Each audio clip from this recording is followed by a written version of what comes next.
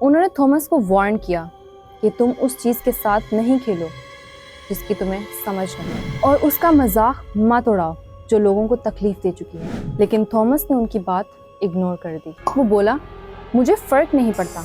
उस रात Thomas, Lydia और उनकी बेटी वापस होटल चले गए। उसी रात रेचल चीख कर उठती है और लिडिया जब उसके पास जाती है उससे पूछती है कि तुम चीख क्यों रही हो। रेचल कहती है कि मुझे लगा एक डॉल थी जो कमरे के कोने से मुझे देख रही थी। लिडिया कहती है कि ये म्यूजियम की स्टोरीज का असर है, तुम्हारे दिमाग में चल रहा है ये सब कुछ। लेकिन ये अगले दिन भी होता है और उसके बाद भी, और हर रात रेचल को यही ख्वाब आता है।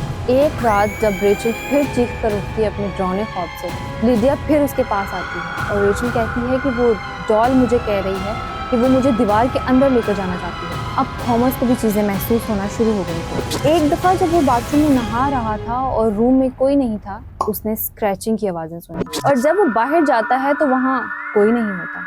रूम के ऑब्जेक्ट्स हिलने लग जाते हैं, लाइट्स फ्लिकर्स करने लगते हैं, और एक रात टीवी खुद ब खुद ऑन हो जाता है और स्टैटिक चलना शुरू हो जाता है, सिर्फ स्टैटिक। लेकिन वो तीसरी रात थी जिसने इनको तोड़ दिया। रेचल को बेड पर बांधा हुआ था और स्लीपलेस नाइट्स के बाद उन्होंने सोचा कि शायद अब कुछ आराम मिल जाए। और जैसे ही थॉमस और लिडिया सोचते हैं कि उन्हें अपना ट्रिप शॉर्ट करके वापस चले जाना चाहिए क्योंकि उनकी बेटी की तबीयत ठीक नहीं है, तभी उनको एक आवाज़ सुनाई देती है, डरावनी, हौलनाक और ख़तरनाक आवाज़। वो आवाज़ रेचल के कमरे से आ रही होती है। थॉमस दौड़ता है और रेचल के रूम का दरवाज़ा खोलता है। जो उसने देखा उसने उसको शॉक में डाल दिया। रेचल सीधी बैठी थी अपने बेड पे और उसकी आंखें उलट चुकी थी और वो कुछ मर्मरिंग कर रही थी, जैसे वो किसी से बात कर रही हो। उसके छोटे से हाथ बेडशीट पर इतनी टाइटली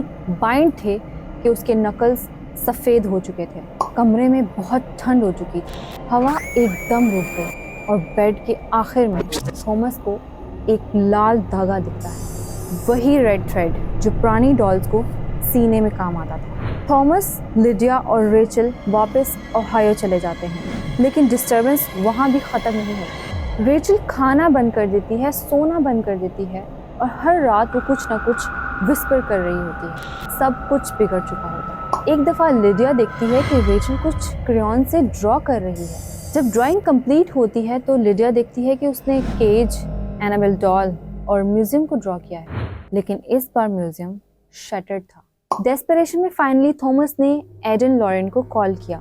10 बार कॉल करने के बाद एड और लॉरेन ने डिसाइड किया कि वो ओहायो फ्लाई करेंगे और फैमिली की मदद करेंगे। जैसे ही वॉरेन्स घर पहुंचते हैं, लॉरेन कहती हैं कि यहाँ कुछ बहुत डार्क मौजूद है, स्पेशली बेटी के इर्द गिर्द, और वो फौरन कंफर्म करती हैं कि उनका सबसे बड़ा डर ये फैमिली कुछ लेकर आई है म्यूजियम से, ना कि डॉल बल्कि एक डिमोनिक हिचहाइकर जो थॉमस के एरोगेंस की वजह से इनसे अटैच हुआ।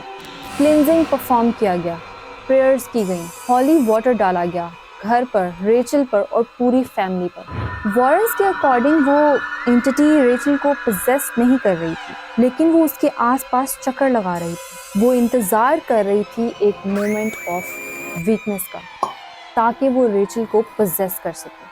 वॉरेन्स ने थॉमस और फैमिली को वार्न किया, कभी भी डॉल का नाम मत लेना, कभी भी एनाबेल का नाम मत लेना।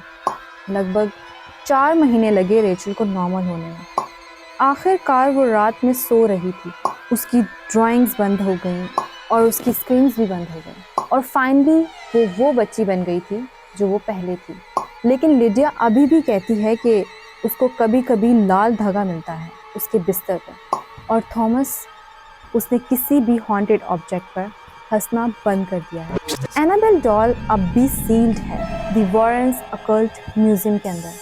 अब उनके दामाद और डीमोनोलॉजिस्ट टॉनी स्पैरा के अंडर में वो डॉल कभी मूव नहीं हुई, ऐसा लोग कहते हैं। लेकिन हर कुछ अरसे बाद जब लोग उस म्यूजियम को विजिट करते हैं और जब देखते हैं, और जब भी किसी ने उसका मजाक उड़ाया है, जब भी उसे किसी ने टॉन्ट किया है, या जब भी उसे किसी ने चैलेंज किया है, उन्होंने कॉन्सिक्वेंसेस फेस किए हैं।